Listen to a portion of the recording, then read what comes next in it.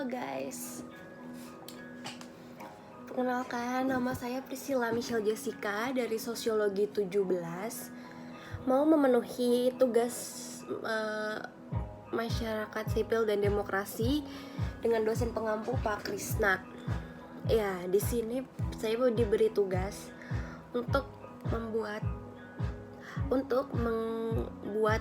ajakan tentang social distancing. Jadi pertama kali kita harus mengetahui apa itu social distancing. Jadi social distancing itu merupakan satu langkah pencegahan dan pengendalian infeksi virus corona dengan menganjurkan orang sehat untuk membatasi kunjungan ke tempat ramai dan kontak langsung dengan orang lain. Ketika menerapkan social distancing, seseorang tidak diperkenankan untuk menjabat tangan serta menjaga jarak setidaknya 1 meter saat berinteraksi dengan orang lain, terutama orang yang sedang sakit atau beresiko tinggi menderita COVID-19. Ya, kalian tahu dunia sekarang sedang dihebohkan dengan penyakit yang baru-baru ini mewabah ke seluruh dunia, yang berawal dari negara China, yaitu di daerah Wuhan. Daerah Wuhan sendiri saat terinfeksi corona itu menyampai 2000 lebih, ya kalau saya tidak salah baca, itu 2000 lebih orang positif corona. Pemerintah di sana sampai membuat rumah sakit dadakan untuk merawat masyarakat yang terkena virus corona ini. Virus corona ini sangat berbahaya karena bisa menyerang siapa saja dengan beberapa gejala. Dan itu mendunia. Sedang maraknya mendunia. Makanya kita dibutuhkan social distancing. Nah, beberapa contoh yang merupakan social distancing yang umum dilakukan oleh masyarakat yaitu bekerja dari rumah, work from home. Misalnya Anda punya pekerjaan accounting, bisa kerjain di rumah, kerjakan di rumah. Tidak boleh ke kantor bertemu dengan teman-teman, itu dikurangin dulu untuk sekarang katanya. Lalu belajar di rumah secara online bagi siswa dan mahasiswa. Seperti saya saat ini, saya sedang menerapkan belajar online dengan diberikan tugas oleh Pak dosen saya online. Ini namanya social distancing.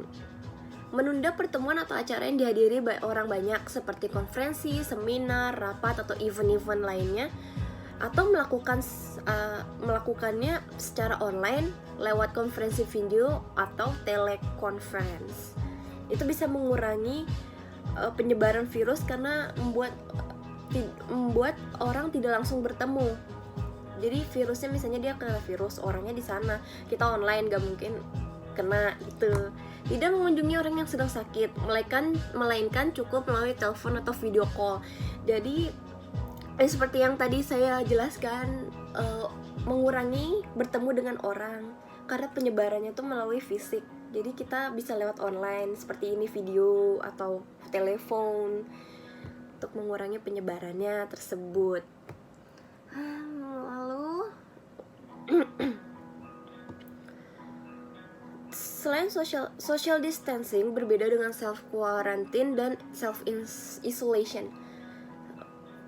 Berikut penjelasannya. Self quarantine ditunjukkan kepada orang yang beresiko tinggi terkena virus corona. Misalnya pernah kontak dengan penderita corona tetapi belum menunjukkan gejala-gejala corona. Orang yang menjalani self quarantine harus mengkarantina diri sendiri dengan tetap berada di rumah selama 2 minggu atau 14 hari. Dalam masa ini, orang yang menjalani ini diminta untuk tidak menerima tamu, tidak berbagi pengguna alat makan dan alat pribadi dengan orang lain, menjaga jarak setidaknya 1 meter dengan orang yang tinggal serumah, mengenakan masker saat berinteraksi dengan orang lain, serta selalu menjaga kebersihan dan selalu mencuci tangan. Kalau self isolation itu diberlakukan kepada orang yang sudah terbukti positif corona. Biasanya self isolation merupakan upaya penanganan alternatif ketika rumah sakit tidak mampu menanggung pasien COVID-19 lagi. Menerapkan self isolation tidak bisa sembarangan dan harus dengan arahan dokter. Dalam prosesnya, penderita COVID-19 harus mengisolasi dirinya sendiri di ruangan atau kamar khusus. Jadi dia nggak boleh ketemu sama orang lain. Nah, dalam social distancing kita sendiri, kita harus mempersiapkan beberapa hal, yaitu merencanakan kegiatan supaya tidak bosan di rumah. Jadi di rumah cari kerjaan kesibukan sendiri, atau kita ke supermarket untuk belanja untuk seminggu, jadi nggak kekurangan bahan makan.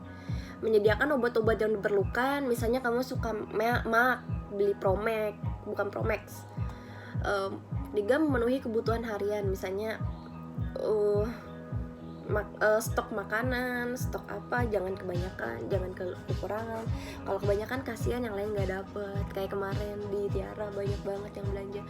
Mempersiapkan akses internet, ini yang paling nggak bisa ditinggalin sama masyarakat.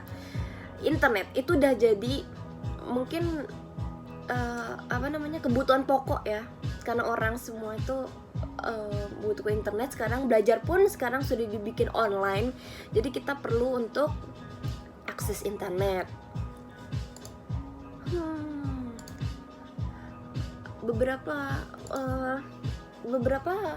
orang bilang kalau lansia itu lebih rentan terhadap virus corona karena penurunan produksi imun tubuhnya nggak sekuat anak-anak muda kita.